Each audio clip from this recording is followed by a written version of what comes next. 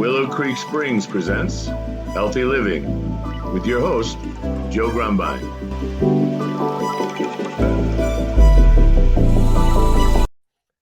Hey, Joe, I'm yours. Awesome. Hello and welcome back to the Healthy Living Podcast. I'm your host, Joe Grumbine, and I have back with me today Dr. Robert Hoffman out of San Diego. And Dr. Hoffman runs an organization called the Anticancer Incorporated. And we've been talking now for a couple of months, and I just am so in awe of not only the work that you've been doing when nobody knows about it, nobody seems to care about it, except for the people that are directly affected. And yet it is such powerful work, and it's affecting so many people in so many ways. Many years ago, you were working, the thing that blows me away is you're in graduate school, you get handed a project to work on, and it happens to be this molecule methionine. And you didn't have any interest in it prior to that. You probably didn't know much about it or cared about it. All of a sudden they drop it in your lap and you start doing your work as a researcher. I really want to know, like, from that point, when did it hit you? Like you're in there, you're an excited researcher. I'm sure, I don't know how exciting that is or not as a researcher, but you got a new assignment. You're working under probably some other people. And tell me about like when you first realized that this was something special. Okay, so Joe, I was a graduate student in biology in Harvard, and I studied basic genetics, and I used a special fungus to study genetics. That was the project of my professor. Mm-hmm. But we're talking about now the very early 70s, and the war on cancer just started. President Nixon gave a lot of money, or his government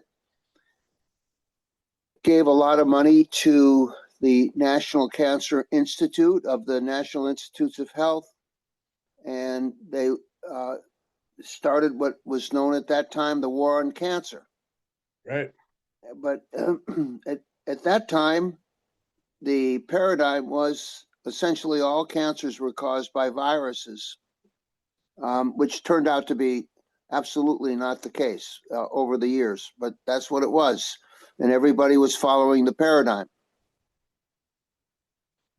So I wanted, and I was influenced a lot by one of my professors, James Watson, who's famous for discovering the structure of DNA, Watson and Crick. And he was a great proponent of cancer research. I asked him if I should go into it. He said, absolutely. So I switched bases from the Harvard Biology Department to go across the river in Boston and study at Massachusetts General Hospital. And the person that was in charge of me put me on this project, learn about methionine and how it's metabolized, and it was boring.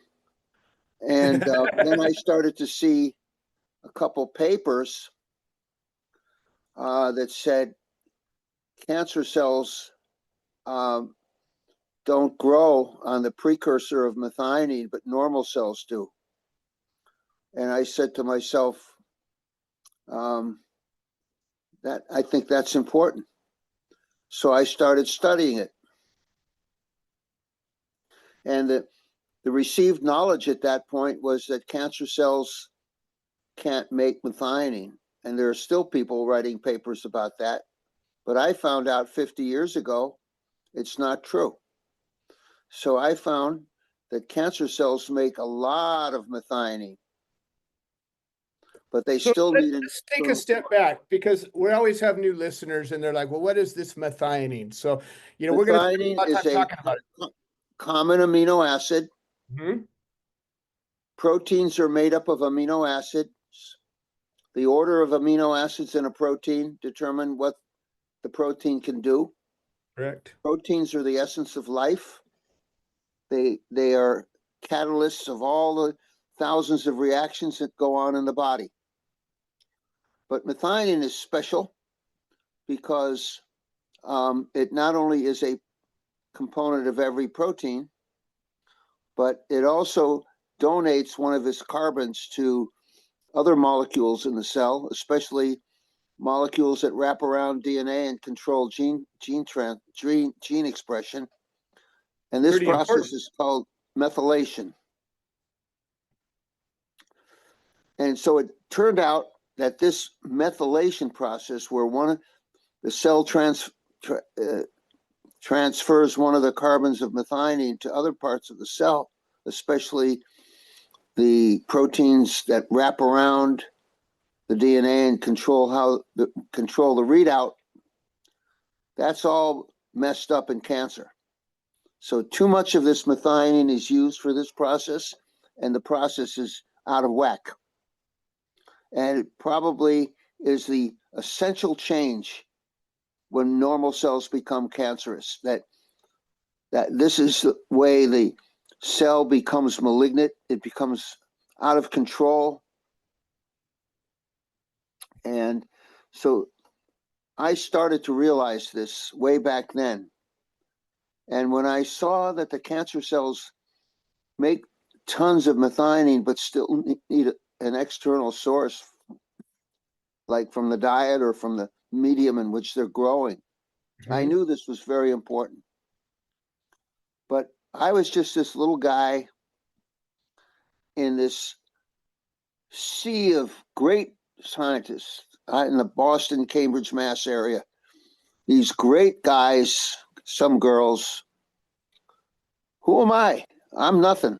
And I really wanted to follow them, but I couldn't. I was just stuck on this project about what turned out to be methionine addiction of cancer.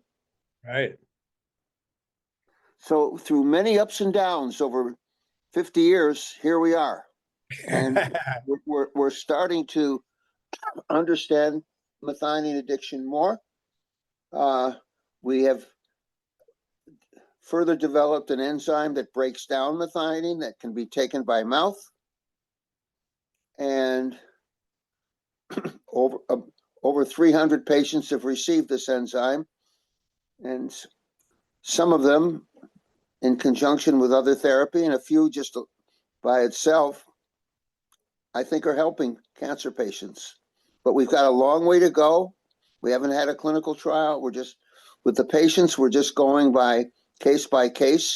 In the lab, we've had hundreds of studies, and we've proven that when you deprive a mouse that has cancer, even if it has human cancer transplanted in it, we can stop the cancer and often regress it.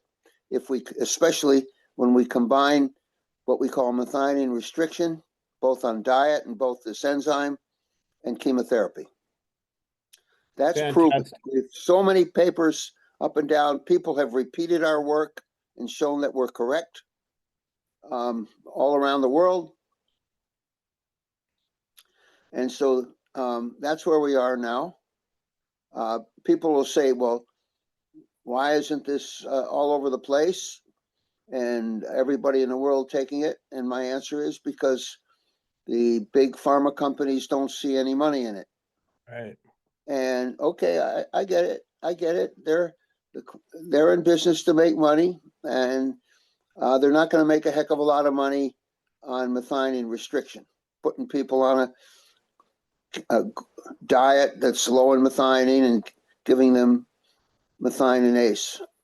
Much better for them to develop immunotherapy, some of which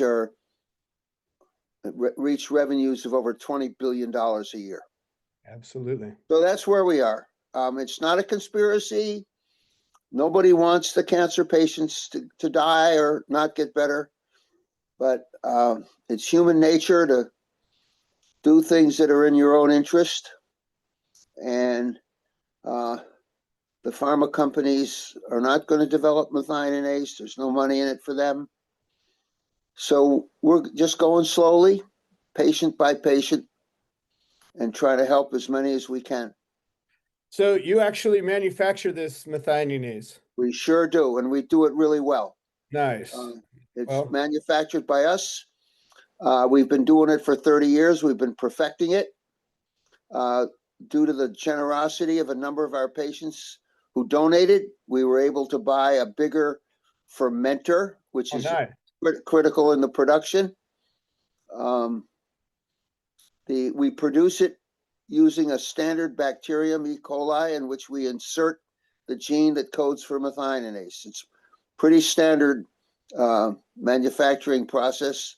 The good news is that the methionase is very stable protein, stable enzyme. And it's easy to make and easy to purify.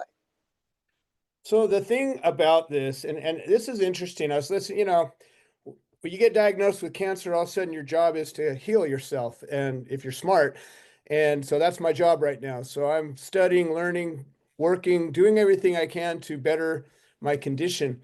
And I listen to a lot of people's experiences, and always pick a little tidbit out of here and there. I was talking to somebody the other day, and they mentioned a stat. I don't remember the number, but it was the data point was the amount of people every year in the US that die from prescribed drugs used as directed. And it's a pretty big number. And I don't remember the number, and it doesn't even matter. But there's a huge number of people that every year follow their doctors and do what they say, and they die anyways because something didn't work out for whatever reason. Who knows? And what you're working with is a very safe compound. It's a food compound. It's an enzyme that is not toxic to your body by its nature. Is that correct? Yeah, it's not toxic. But here's the thing, Joe. Especially cancer, especially aggressive cancer, is going to need some toxic drugs along in combination with methionase. I agree. And cancer drugs are very strong. And there's going to be a fraction of the people who are taking the cancer drugs. They may die from the side effects. People drive cars. There's car crashes. We're not going to give up the cars. Right. We try to make them safer, try to make the roads better, but people are going to die from drugs.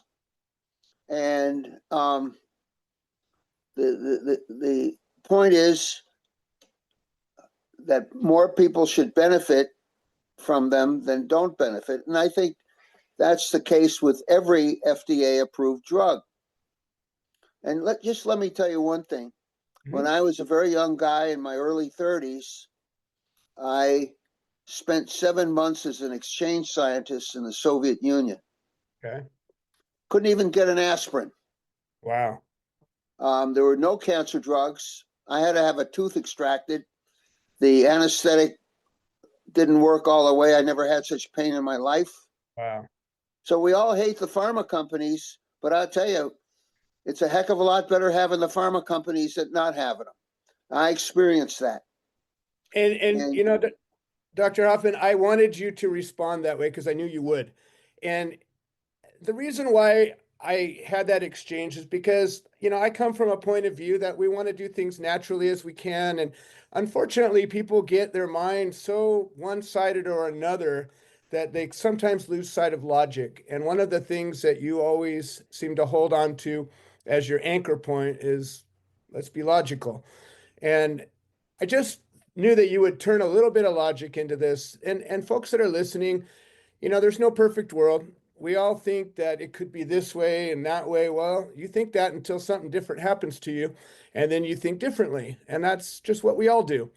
And so there's people that believe that, there's no value to the pharma companies. There's no good. They're all out to just make millions, and they don't care if we live or die. But I don't think it's that complicated. I think it's it's a progression of knowledge, a progression of industry, a progression of understanding.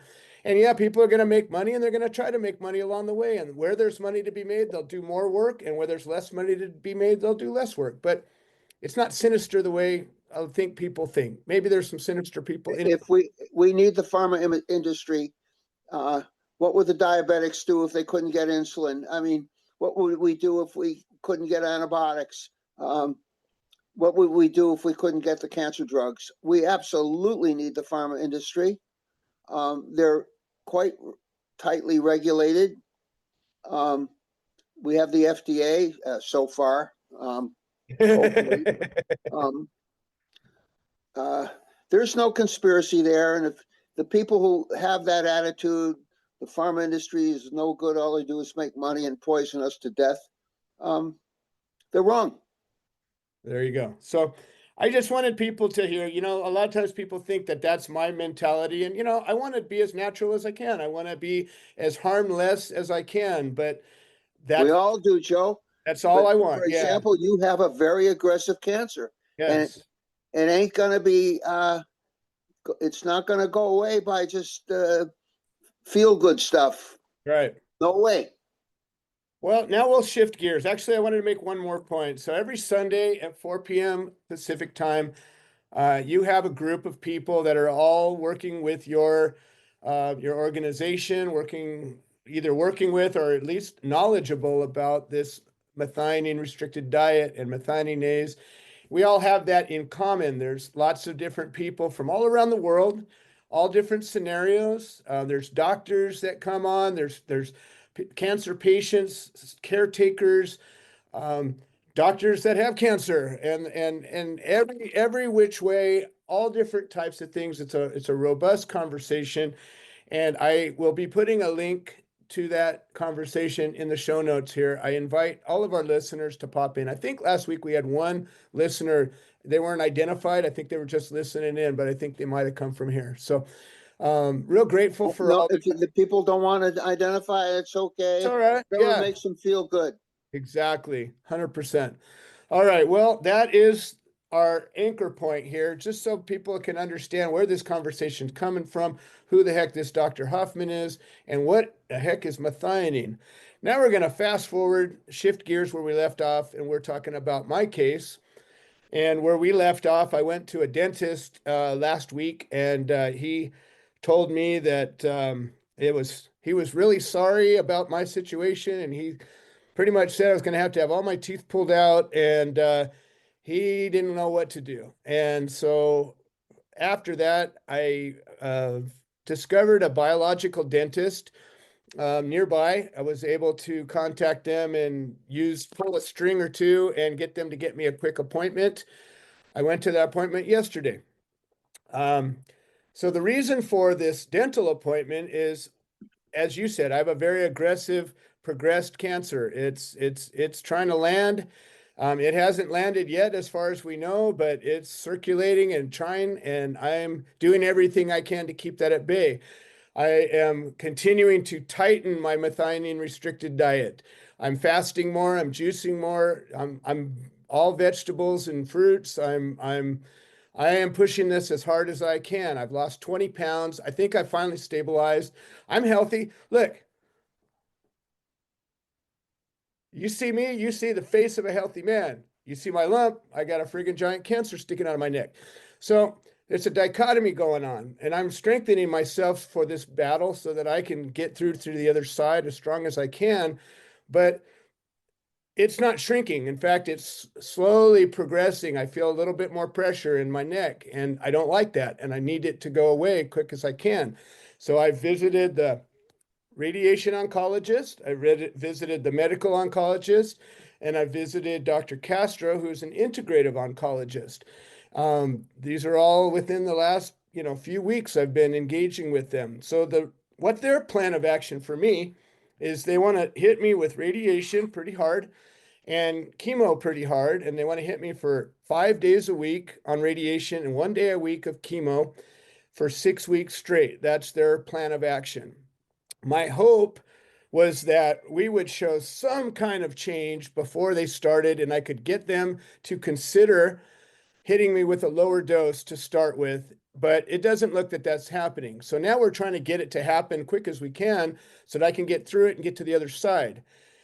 The doctor said, the radiation oncologist says, well, you have to get dental clearance because they have to, where they're shooting this radiation at, it's going to affect my jaw and my teeth. And if you don't take care of these things prior, you can have a world of troubles. I did the research. That research backs that up.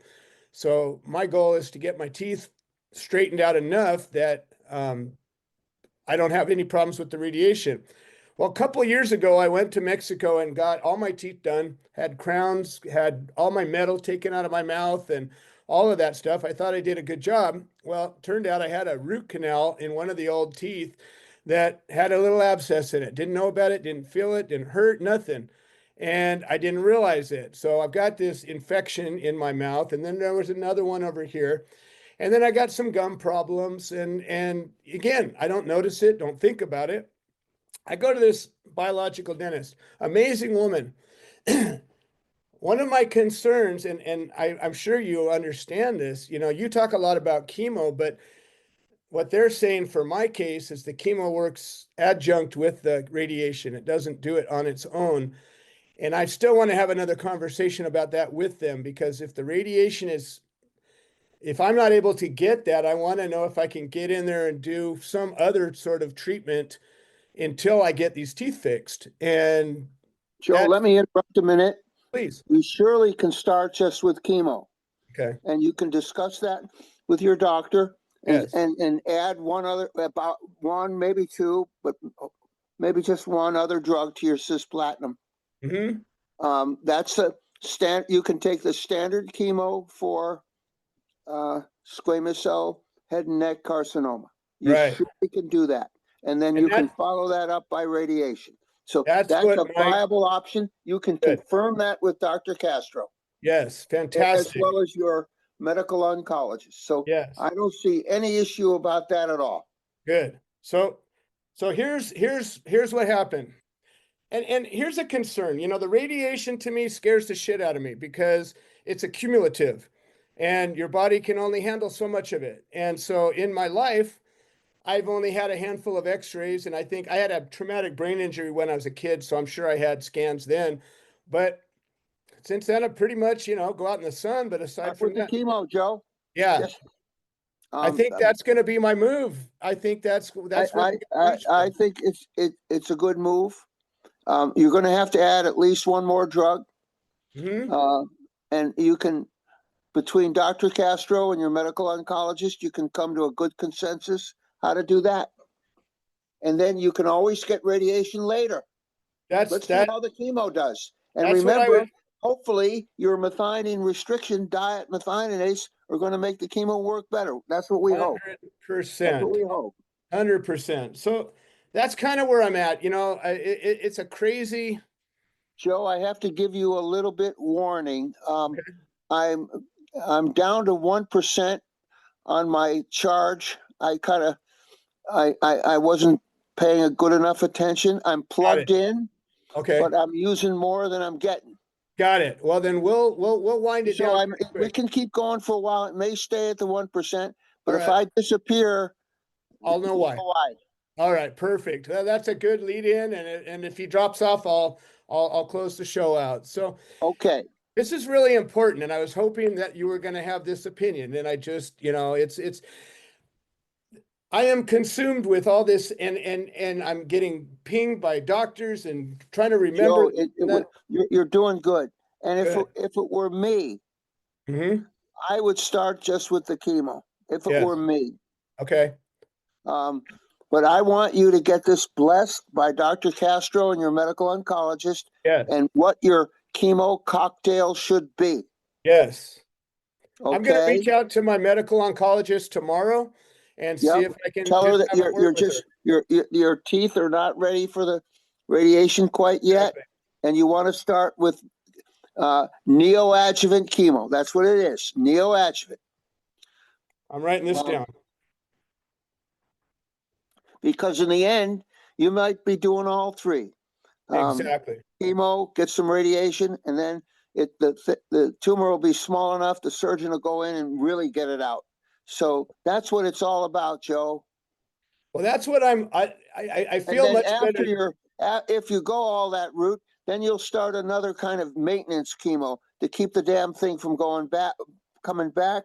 That's called adjuvant chemotherapy. Got it. Okay, so there's neoadjuvant and then there's adjuvant. So the neo is Right. just the before and adjuvant's the Before after. and after. It Got makes it. all the sense in the world. Chihiro on our Zoom talk, Yes. the neoadjuvant, and she didn't need any surgery. Yes. And that's what I'm She hoping. was on her methionine and low methionine diet and all the right chemo, and it all went away. And it's funny, your priorities change a lot in this process. I was very strongly opinionated about a lot of things, and now all of a sudden I don't have very strong opinions about much anymore. Just stay Just want open-minded answers. Yes. and listen to people that you trust. Yes, indeed. I have shifted my diet even further. I grow a lot of vegetables. I'm growing even more. I'm drinking juice, fresh squeeze from vegetables I grew. I'm, eating a You're lot of doing all the apples. right things. Yes. And now I think it's very important to start the chemo as soon as possible. Get a consensus between Dr. Castro and your medical oncologist what the cocktail should be and start. Awesome. And use those calipers about once a week to see how you're doing. Oh, I don't know if I did mention the last measure I did, it had Yeah, one reduced. dimension got smaller. Yeah, one dimension got taller. This side stayed about the same. This side got a little smaller. So it's moving around. That's good. That's good. And I think you'll do a lot better once the chemo starts. And then, meanwhile, you can be working on your teeth Yes. in preparation for radiation. And I'm not sure you need a biological dentist. You need some standard dentist that's going to go in there with those 2 abscess teeth and ream the stuff out. It's real standard stuff. Okay, fair enough. Fair enough. All right. Well, Dr. Hoffman, I'm just so pleased that we're able to have this conversation. Too. If anybody is going through this, if you've been diagnosed with cancer, if you have a loved one that's been diagnosed with cancer, the most important thing you need to do is get some facts. You need to get sources of information that are accurate. You're going to get hit with and as everything. Dr. Exame on our Zoom talk would say, with a high degree of evidence. Yes. Somebody's, I read this in Jane McClellan's book. I read this in somebody beat cancer. Chris beat cancer. That's bullshit. You need hard evidence. I agree. And I reel in information and I filter it out. And that's really the way I look at it. And if I hear enough And things. just remember, Joe, we got PubMed. Yes. 40 million scientific publications are on there for everybody. 100%. Over 2,000 on papers on methionine dependence and addiction and cancer. So there's a huge scientific literature. We don't have to read all this quack stuff. We read the real science, and that should be our guiding light. Fantastic. Well, I think that's a perfect note to end on. So without further ado, Dr. Hoffman, thank you so much for taking your time out of your day. And thank you too, Joe, for sharing with everybody. Absolutely. I think the people watching your podcast are benefiting tremendously. They're all welcome to our Zoom. And there we are. Awesome. We'll see you next time. Thank you so much. You bet, Joe. And I'll see you Sunday. I look forward to it. Me too. This has been another episode of the Healthy Living Podcast. We produce this show so that people can share their stories, people that have overcome obstacles, people that are undergoing obstacles. We're building a community of health-minded individuals. If you're interested in supporting the show, please leave a review on the platform you're listening to it on. If you're interested in becoming a guest, please send an email to itsjoegrumbine@gmail.com, or you can send a note into the notes section of the podcast. All right. Well, thank you for supporting this show, and we hope you've enjoyed it.